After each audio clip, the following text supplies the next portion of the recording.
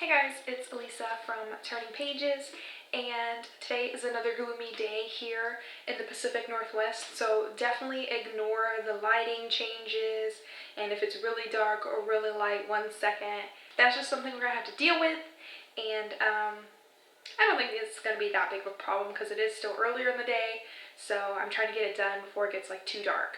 Alright, so what we're going to do today, or what I'm going to do today, is review The Weight of Feathers by Anna Marie McLemore, maybe?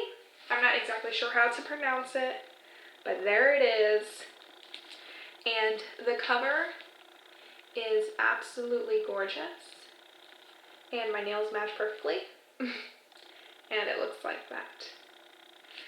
The Weight of Feathers was released 2 days ago or 3 days ago on the 15th of September this year, and it's available in your favorite bookstore right now, so you can go ahead and pick it up if you're interested.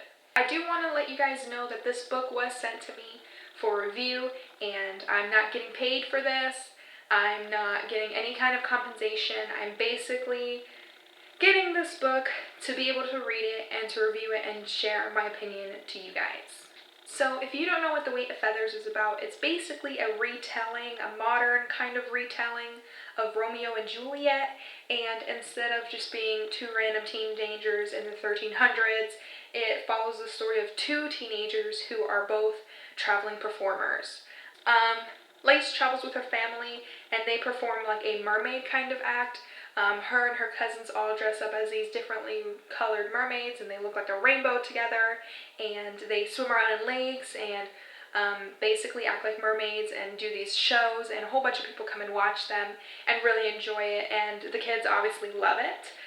On the other hand, Cluck, the main character, he doesn't really perform for his family, but his family performs these things where they kind of, not tightrope walk, but they do kind of things like that, where they jump from tree to tree, and they do all these acts, and they perform tricks and stuff, but they're also wearing these huge black wings made with feathers, and he actually does that. He makes these wings and repairs them and adds new feathers or creates new wings in general, and that's what they both do. They both travel around the country during the summertime and perform or help their families perform.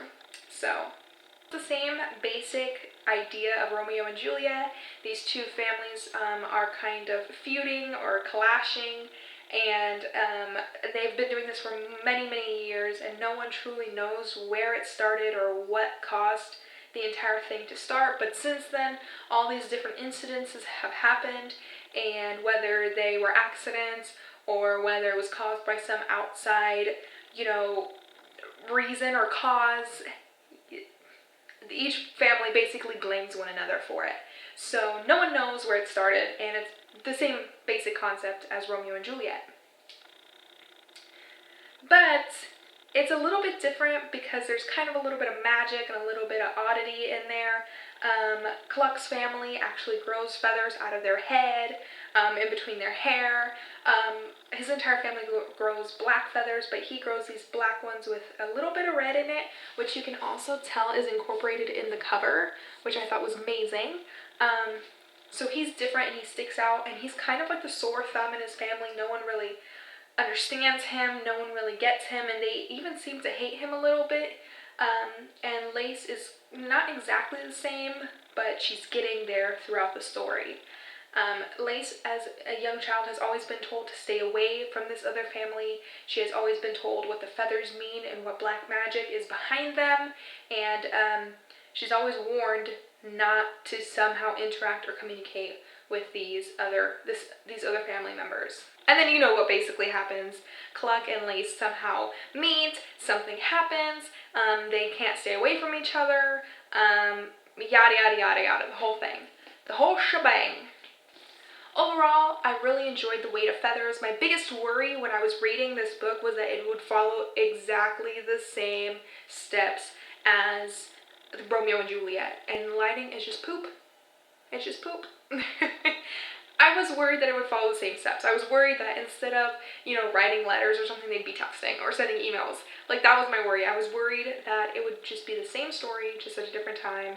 but it wasn't. It included, you know, these performing actors, you know, that kind of have this weird feeling to them, like mermaids. You never see mermaids acting, or these raven people jumping from one tree to the next and performing these tricks. It was just different, and it was interesting, and it was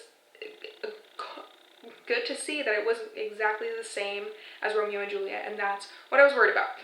Overall, I enjoyed the characters. I do wish it would have slowed down a bit and introduced us to multiple characters. These families were huge, first off. You know, this person is his cousin, this person is his brother. There was all these different names, and it's just like, oh my god, she has 20 family members and he has 30 family members. How am I going to remember all this?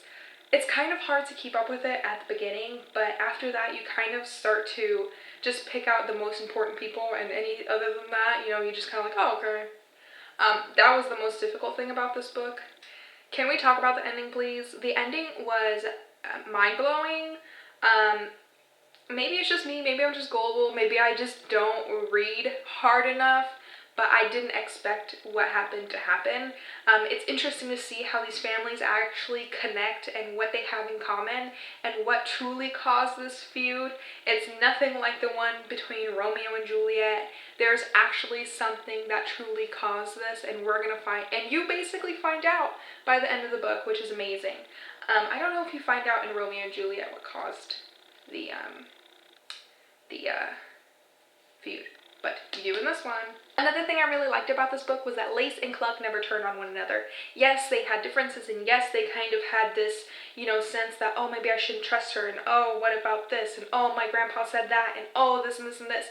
But honestly, it was interesting and good to see that each of these characters stuck to what they believed and what they felt and what they thought, instead of taking in all these old wives' tales and all these rumors and everything that their family members had said, and kind of based their opinion on their own experiences, and I loved it. One thing I do wish we would have experienced more of was getting to know their family members a little bit better, that we got to kind of know all these random names.